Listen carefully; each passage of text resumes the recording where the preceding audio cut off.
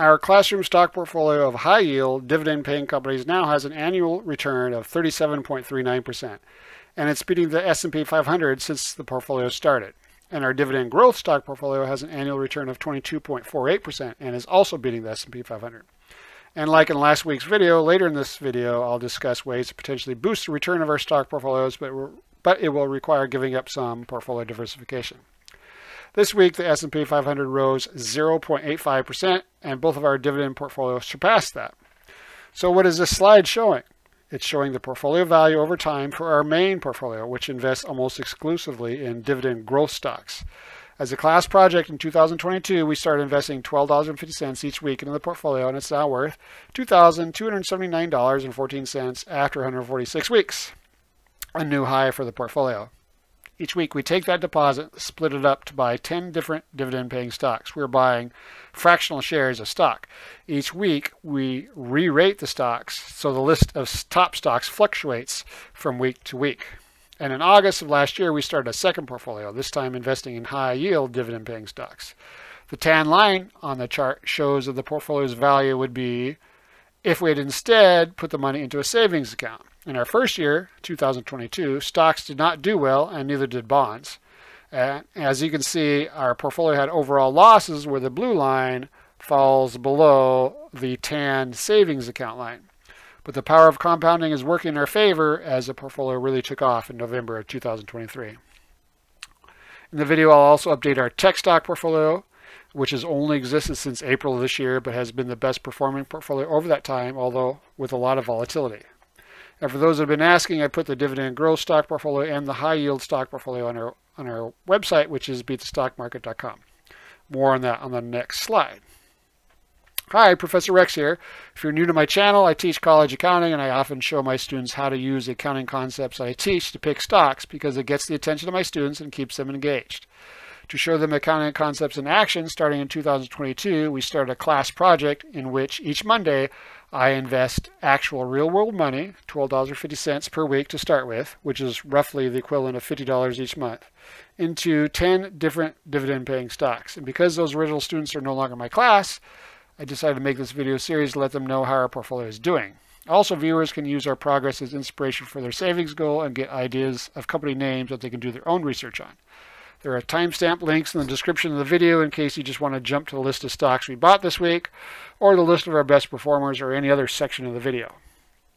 In 2022, the year we started the portfolio, the market did not perform well, but because I don't believe in trying to time the market, we kept buying each week at what turned out to be great prices. Then in 2023, stocks took off. Currently, the portfolio's value is over $2,579. The portfolio's return has been 22.48% per year. Last year, the portfolio's return was 28.6%, which beat the S&P 500, and the preceding year, the portfolio once again beat the market. For those that have requested it, I've now put the dividend growth stock portfolio on my website, beatthestockmarket.com, and I've also put the high yield stock portfolio, as seen later in this video, on the website for subscribers. And because the high yield stock portfolio currently lacks any technology stocks, I've added to my site a list of technology-focused investments that provide income with yields from less than 2%, like Microsoft, to yields as high as 10 to 12%, all of which I either currently invest in or have invested in. I'll also tell you which is my favorite. Of course, the technology-focused investments with the higher yields don't have the chance to grow their distribution yields as fast as a tech company like Microsoft or Broadcom. There's always a trade-off. And for those that can't afford a subscription, I'll continue doing these weekly videos on the weekend showing what I bought on the previous Monday.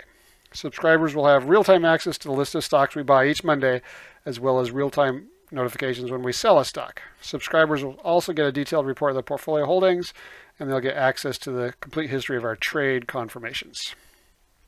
In this video, we talk a lot about our dividend growth portfolio and our newer high yield portfolio, which is geared more towards those nearing retirement. The table at the bottom of this slide shows a portfolio comparison for when both portfolios existed. The high yield portfolio was started in August of 2023, and the annualized return so far is 37.39%, which is surprisingly higher than our dividend growth portfolio, which is an annualized return of 25.2% to 7% over the same time period. I would expect that the dividend growth portfolio would have the higher return over the long run, especially since the high yield portfolio has 0 tech stocks so far, but time will tell. If an investor was solely investing in the high yield portfolio, I would think about supplementing it with some tech stocks for additional diversification. Now remember, the high yield portfolio has only existed for 14 months, so its annual return will likely jump up or down to a greater extent than our dividend growth portfolio's return. This slide shows the cumulative growth of the dividends we have received in our dividend growth stock portfolio. This is a fantastic visual of the power of compounding growth, and this is still very early in the portfolio's lifespan, if you will. Our dividends for the latest quarter increased 39% over the previous quarter, and our dividends for the latest quarter increased 130% over the same quarter a year ago. The graph shows how quickly the dividends are growing and is a great example of the power of compound growth. Albert Einstein is widely rumored to have called compound growth the most powerful force in the universe.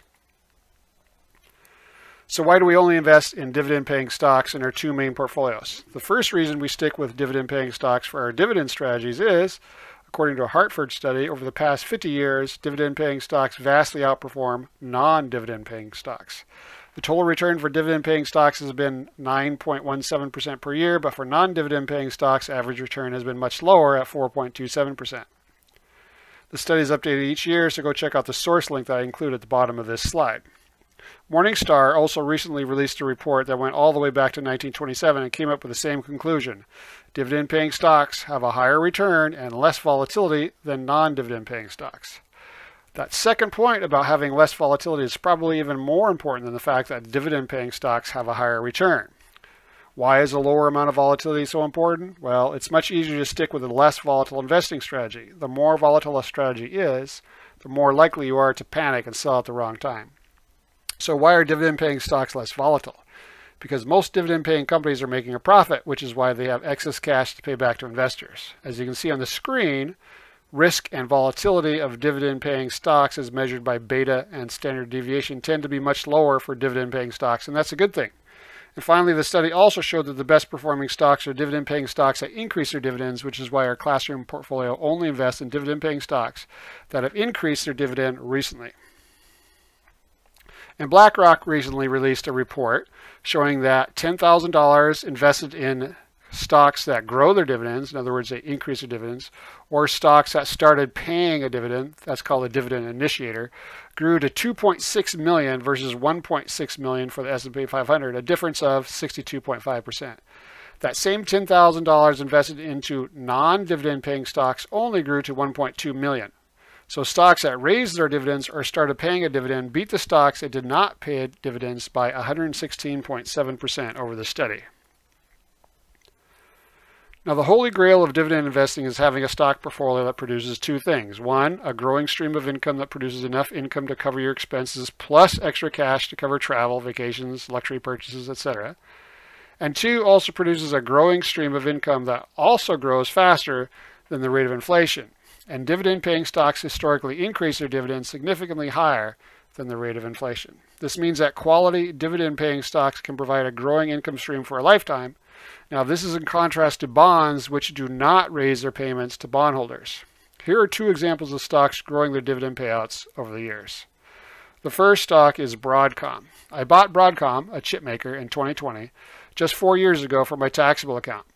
At the time, its yield was 5.01%, meaning that for every $100 I'd invest in the stock, I would receive $5.01 each and every year. The company has quickly grown the dividend to the point where the yield, based on the original investment, is now 8.21%. Of course, investors buying the stock now are not going to get that high of a yield because the stock's price has risen so much.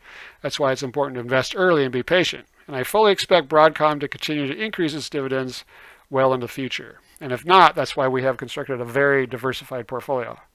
That's the power of investing in a quality dividend growth company. My second example of a high-quality company with a history of raising its dividends is Home Depot. In 2003, when I was attending college, I had started a dividend stock portfolio for the investment newsletter that I had started at the time. And Home Depot was recommended for that portfolio and is still in the portfolio today.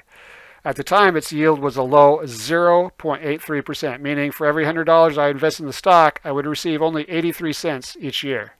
Seemingly not much to get excited about. But over the years, Home Depot has grown the dividend to the point where the yield based on the original investment is now 31.1%. And like Broadcom, while there are no guarantees, I fully expect Home Depot to continue to grow its dividend well into the future.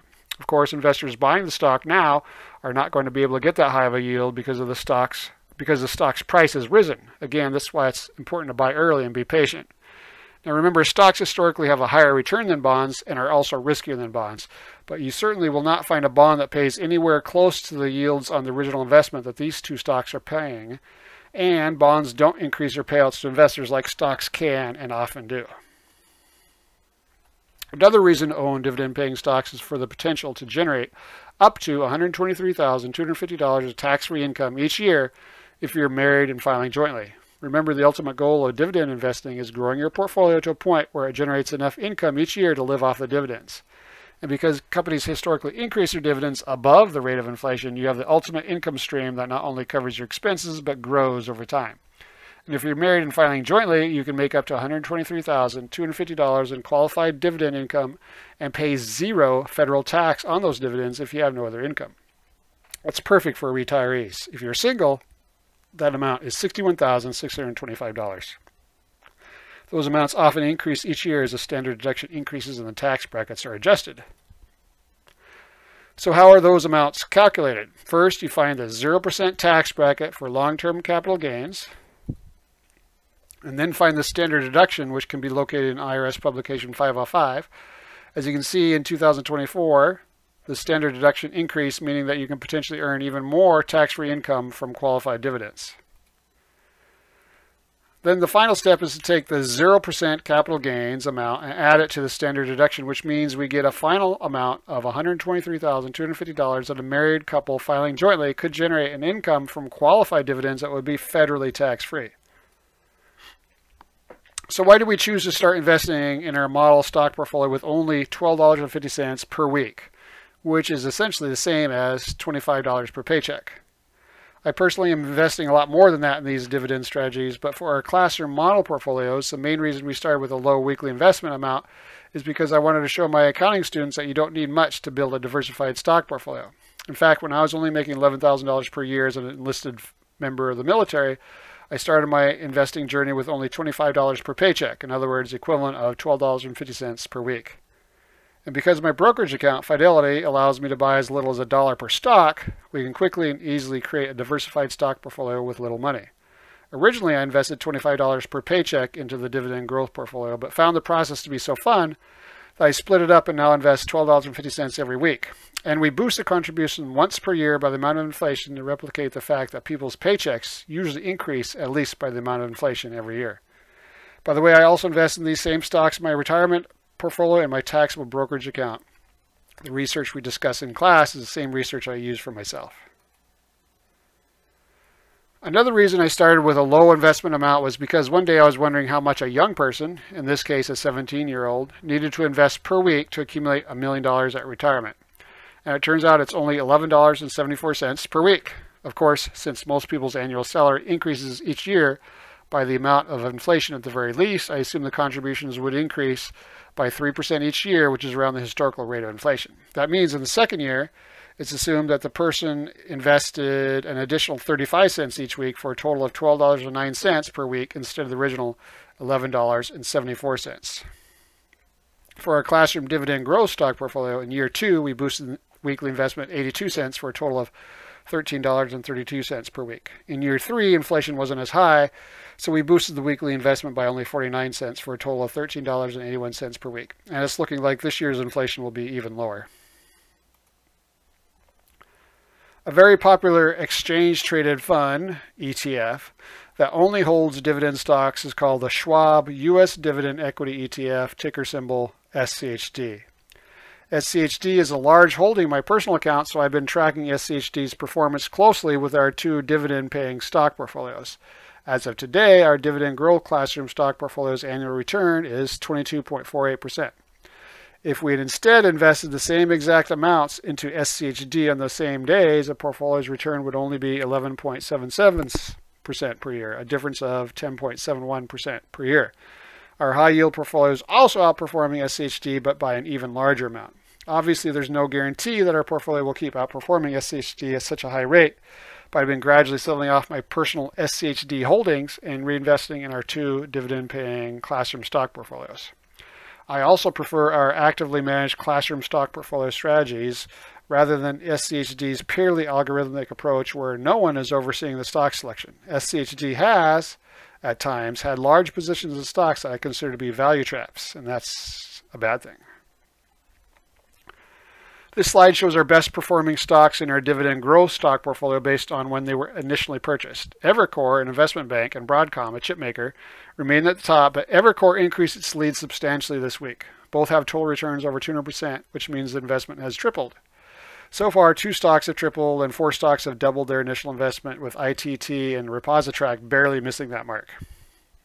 The fastest riser that's still in the portfolio is Bank of New York Mellon, with a nearly 88% increase in a little over 12 months. Stocks in yellow, F&G Annuities and Repositrac, have been sold. Remember that total return includes both the dividends the company has paid as well as the increase in the stock price. Now let's turn our attention to the strategy column, specifically the category called Dividend-Growth stocks. 90% of our investments made in this portfolio were made in these stocks, which means they are high-quality stocks with a great track record of increasing their dividend payouts to investors.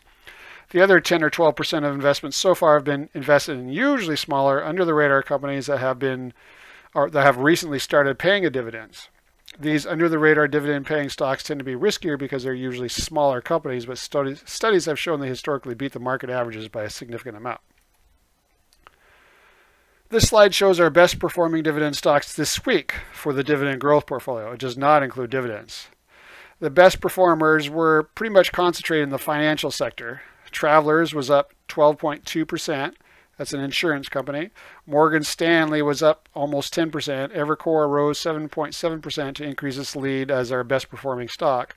Other financial companies that did well include M&T Bank, Raymond James Financial, Charles Schwab, Nicollet Bankshares, and Chubb Limited, another insurance company. This slide shows our best performing dividend stocks this week for our high yield stock portfolio, which has far fewer holdings than our Dividend-Growth portfolio. The best performers were Morgan Stanley at 9.6% and Papa John's Pizza at 8%.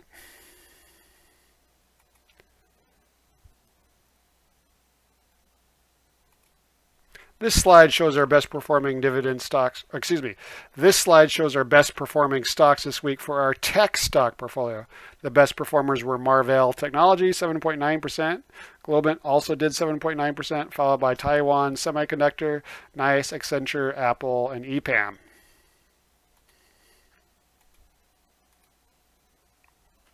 Before we look at the 10 stocks we bought this week for our 2 dividend portfolios, here are the dividend-paying stocks we bought a year ago, along with their total returns, which of course includes dividends. Stocks in yellow have been sold. On the left are the 10 dividend-paying stocks we bought a year ago for the Dividend-Growth portfolio. Stocks in yellow, like I said, have been sold. Bank of New York Mellon has been the best performer so far with an 88.8% return, total return. And the only 2 clunkers are EOG Resources and Elevance Health. The average return of the 10 Dividend-Growth stocks we bought a year ago is 36.73%, with Fidelity National and Tractor Supply being held for less than a year.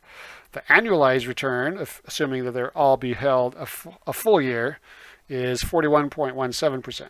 On the far right side of the slide are the 8 purchases we made for our high yield stock portfolio.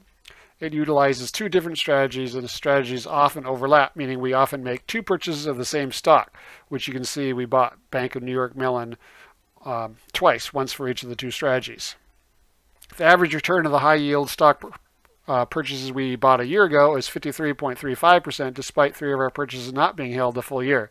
The annualized return of the high yield purchases is 70.41%.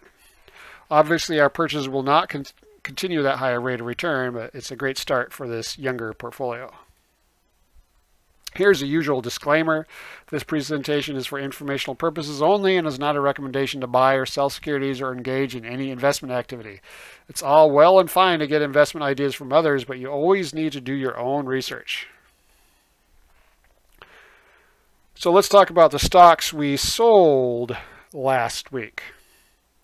We did not sell any stocks for the dividend growth stock portfolio, but for the high yield stock portfolio, we sold ticker symbols CCOI and BEN.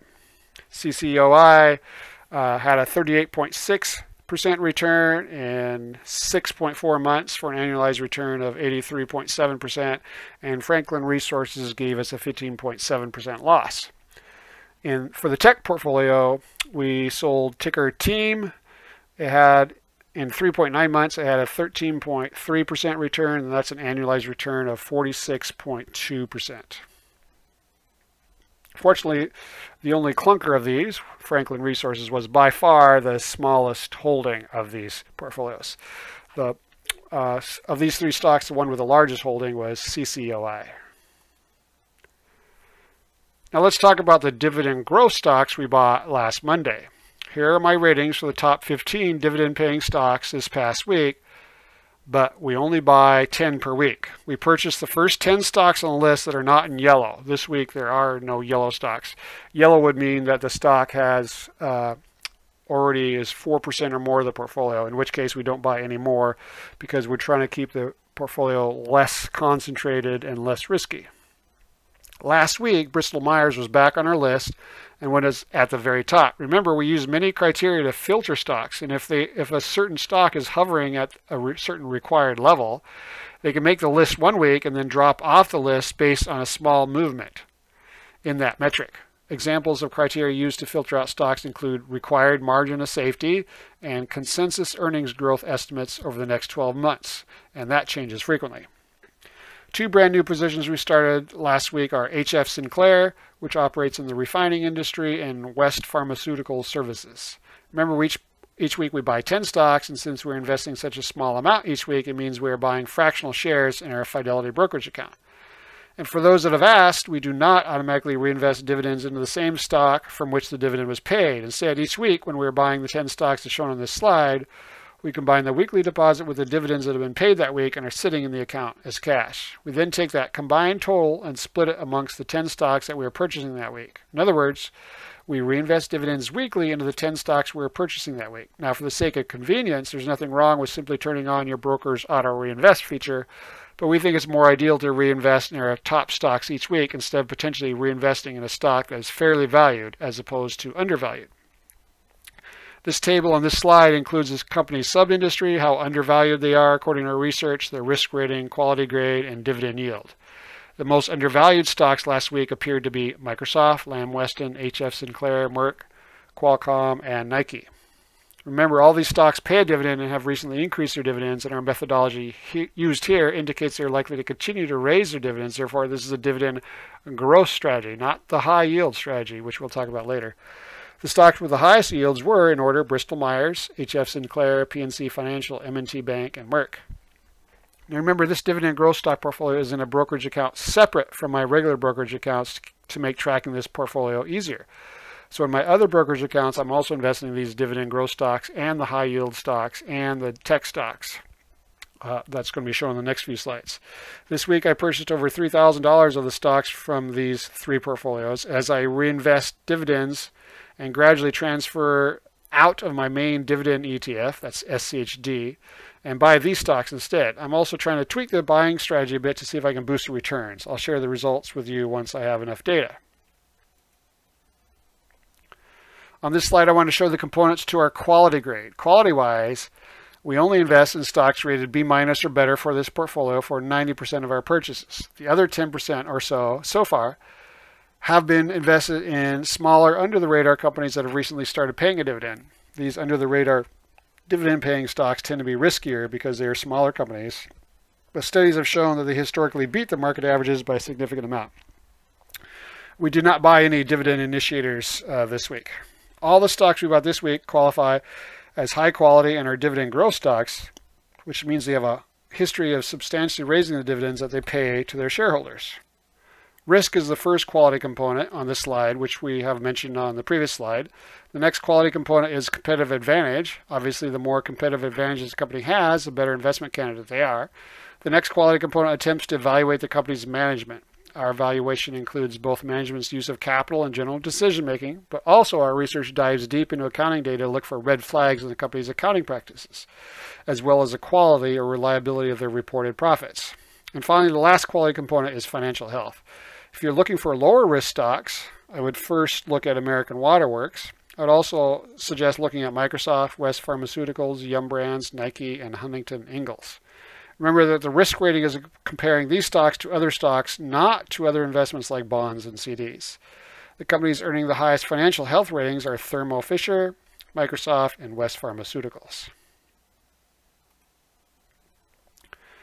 Now let's look at the dividend growth grades of the companies. Remember, historically, the best performing stocks are those that both pay a dividend and have grown their dividend recently. As you can see under the grade called Grade for Recent Dividend Growth and Current Yield, the stocks with the best combination of dividend growth and a higher yield are Bristol-Myers, Lamb Weston, HF Sinclair, PNC Financial, and American Water Works. All these earned an A- or better grade. Ideally, you want a higher dividend, high recent dividend growth, and the best potential for future dividend growth, but that's not the way it works. Companies that are already paying out higher dividends rarely have the greatest potential for the greatest growth in those dividends. In our list, as you can see from the last grade called Dividend Growth Potential, the companies in the best position to increase their dividends substantially are Bristol-Myers, McKesson, Thermo Fisher, Microsoft, and West Pharmaceuticals. They earned a B or better grade. The companies with the best combination of recent dividend increases and potential of future dividend increases are Bristol-Myers, McKesson, Thermo Fisher, and Microsoft. Here are trade confirmations from last Monday for the dividend growth stock portfolio. We took the weekly deposit plus any dividends that have recently been received and then invested them in the top 10 stocks on our buy list from the week, as long as that stock didn't have a portfolio allocation of 4% or greater. Now let's talk about ways to potentially increase the return of our dividend growth portfolio. For those that are okay with giving up some portfolio diversification, I believe there are 4 potential ways to boost the portfolio's return. Each week we buy 10 different dividend-paying stocks ranked 1 through 10. On average, the stocks in positions 1 through 5 outperform the stocks in 6 through 10.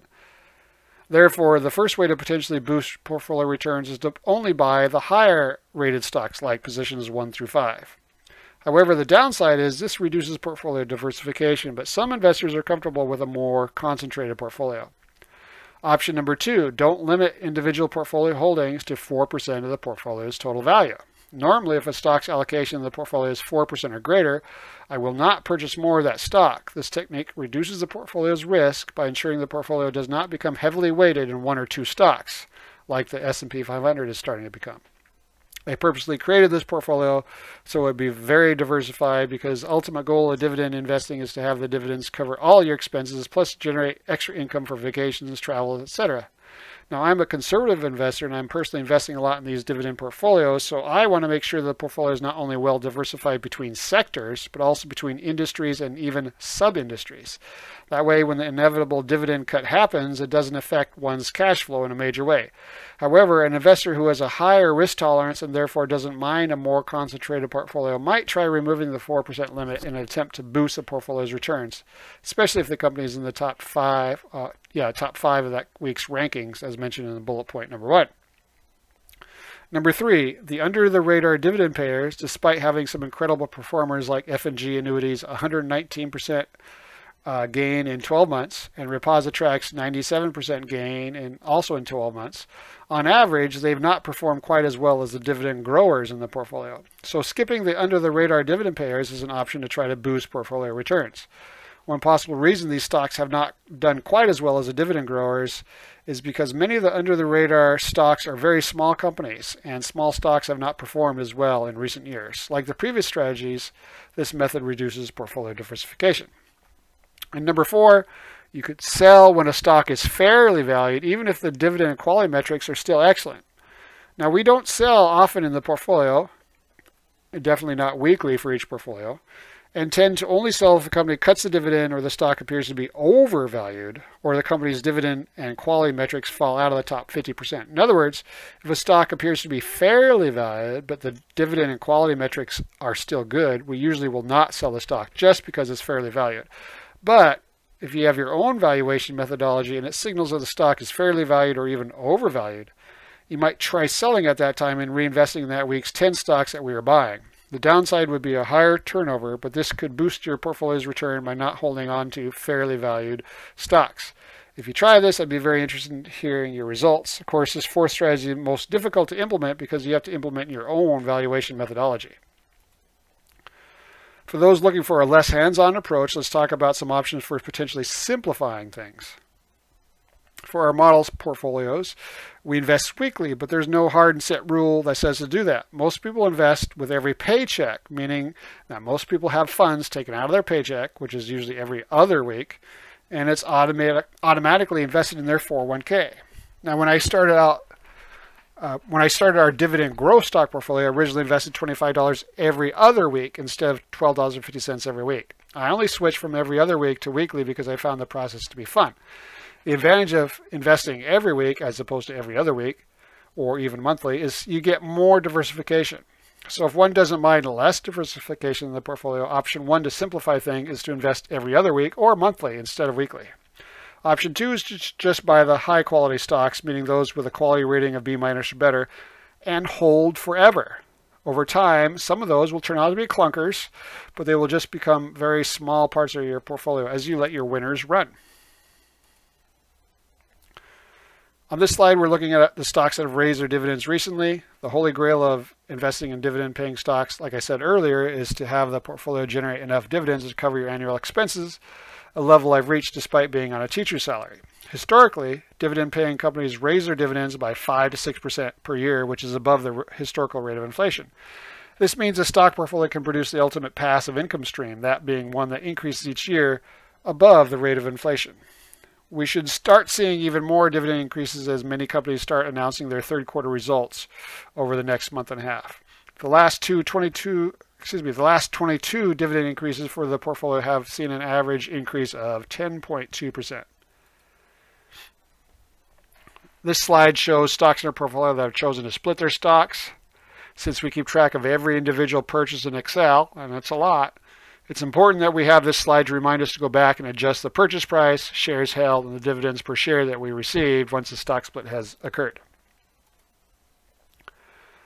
Here's a look at the top 10 stocks that make up the largest portion of the dividend growth portfolio as of Friday after the market closed. Currently, 4 stocks comprise 4% or more of the portfolio, with Allegion still leading the way.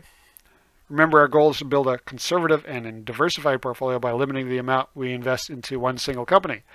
Aggressive investors might not want to limit the investment into any one stock, but as previously mentioned, I'm a conservative investor, therefore we temporarily stop investing in a company if they make up more than 4% of our portfolio. This leads to a less risky, more diversified portfolio. It's true that our portfolio's returns would likely be higher if we always invest in our top 10 stocks, regardless of the size of the stock's portfolio allocation, but that also creates a more concentrated and more volatile portfolio. And many investors can't psychologically stick with a volatile portfolio. Volatility often causes investors to panic and sell at the worst times possible. Our portfolio holdings are now up to 101. That might seem like a large number of companies to keep track of, but the spreadsheet we have developed for tracking the companies makes it obvious when to sell a company once we download company financial and accounting information in the spreadsheet, which we do at least weekly and doesn't take that much time. The thing that was time consuming is creating the spreadsheet. It was pretty complicated. And just to let you know, we'll probably be selling at least one dividend growth stock on Monday. Now let's talk about our high-yield dividend-paying stock portfolio. I've had several older students who are closer to retirement take my accounting classes. They are more interested in stocks with higher dividend yields and asked to start a portfolio using a strategy featuring stocks with higher yields than the stocks in our dividend growth portfolio. So in August of 2023, we started investing $12.50 each week into stocks with higher dividend payouts. The portfolio as a whole has an annual total return of 37.39%. Since the portfolio has been in existence for 14 months, that return will likely fluctuate a lot more than the return of our dividend growth stock portfolio, which has existed for about 2 3/4 years. Currently, the high yield portfolio's dividend yield is 4.11%, but the companies in it likely will not grow their dividends as much as the stocks in our dividend growth stock portfolio. Therefore, this portfolio would be more geared toward investors closer to retirement. Having said that, many stocks in the portfolio have increased their dividends, pushing the portfolio's yield based on the amount we've invested to 5.03%. Now, two strategies are being implemented in this portfolio, as you'll see in the next few slides. Strategy 1 emphasizes a high dividend yield over dividend growth. Strategy 2 also features stocks paying higher dividend yields, but places a bit more emphasis on recent dividend growth than Strategy 1 in an attempt to try to get the best of both worlds, both high yield and dividend growth. So which one has been the better performer so far? Strategy 2. The average investment in Strategy 2 has provided a total return of 18.33% and has been held for an average of 180 days. Excuse me, no, I forgot to update it. The average investment in Strategy 2 has provided a total return of 20.71% and has been held for an average of 180 days. That's an annualized return of 46.5%. Now, it's not likely, obviously, that the portfolio can keep up an annualized return that high, since stocks historically average 9 to 10% per year. On this slide, we're looking at the high-yield dividend-paying stocks we bought last week.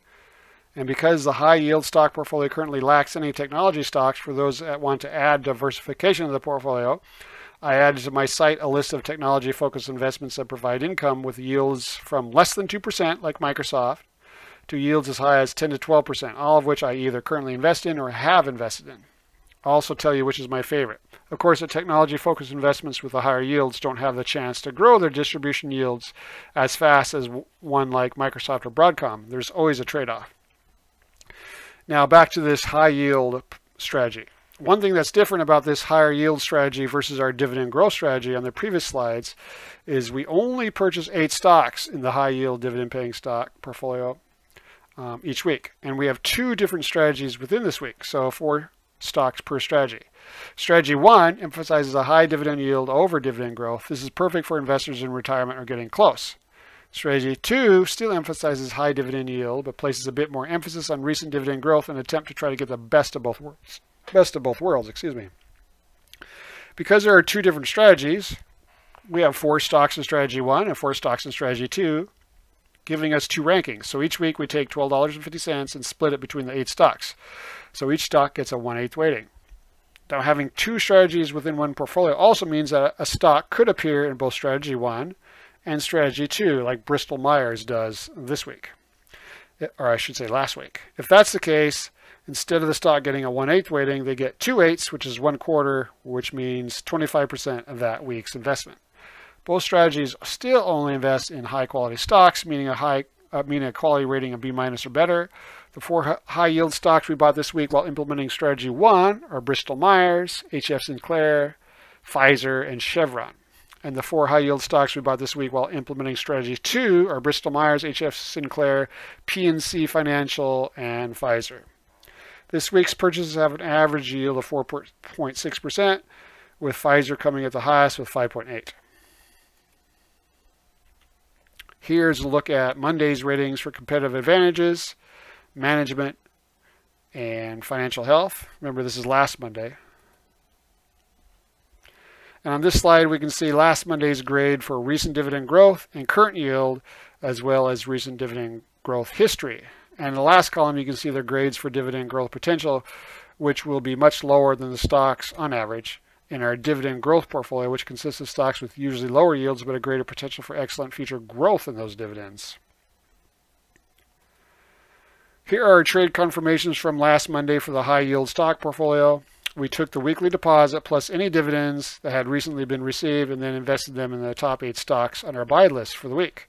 But I made a mistake a couple weeks ago. Back on October 7th, Monday, when buying new stocks that day, I had sold NiSource, a utility, in the morning for a very nice gain, and it was a pretty large portion of our portfolio. And it left us with a sizable amount of cash to reinvest that day. Because of all that cash that was in the account, and I was eager to get it reinvested, I forgot to make the weekly deposit into the account. Oops. So I will double up on the deposit on Monday, the 21st of October. Now let's talk about our 2 technology stock portfolios. Because my students love technology stocks as well as crypto and options, we started 2 technology portfolios just for fun. For the first one, on January 1st of this year, I funded a Fidelity account with $1,000, and we invested it into only stocks offering products or services involved with certain technology themes. Unlike our other portfolios, we're not investing additional funds each week into this portfolio.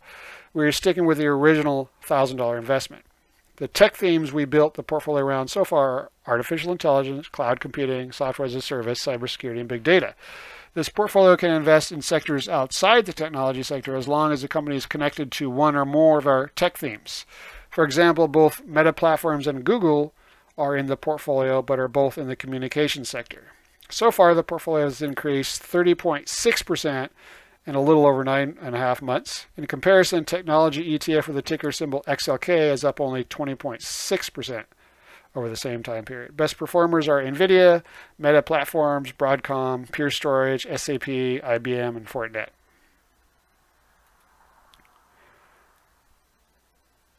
And back in late April, we started a portfolio that only invests in stocks that are officially in the technology sector.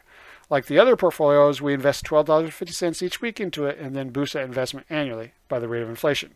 I hesitate to call this a portfolio since it's limited to only one sector, the technology sector, but it's been fun to follow even though it's very volatile.